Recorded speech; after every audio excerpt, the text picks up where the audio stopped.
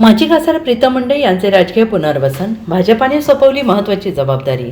भाजपाने 2024च्या लोकसभा निवडणुकीत बीड लोकसभा मतदारसंघात डॉक्टर प्रीतम मुंडे यांच्याऐवजी बहीण पंकजा मुंडे यांना लोकसभेची उमेदवारी दिली। तेव्हापासून प्रीतम मुंडे या राजकारणात फारशा सक्रिय नसल्याचं दिसत होतं। मात्र आता पक्षाकडून त्यांचे राजकीय पुनर्वसन केल्याचं पाहायला मिळत आहे।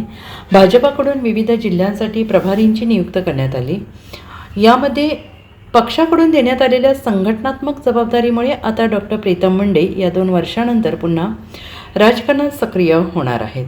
नगर परिषद निवडणुकीदरम्यान प्रीतम मुंडे या बीड जिल्ह्यातील गेवराई आणि माजलगाव मतदारसंघाचं काम पाहतील असे भाष्य मंत्री पंकजा मुंडे यांनी केलं। मात्र त्यावेळी प्रीतम मुंडे कुठेही दिसले नाहीत। आता माजी खासदार प्रीतम मुंडे यांच्याकडे छत्रपती संभाजीनगर जिल्ह्याचा पश्चिम विभागाची प्रभारी म्हणून जबाबदारी देण्यात आलेली आहे। Bureau report SPN Marathi.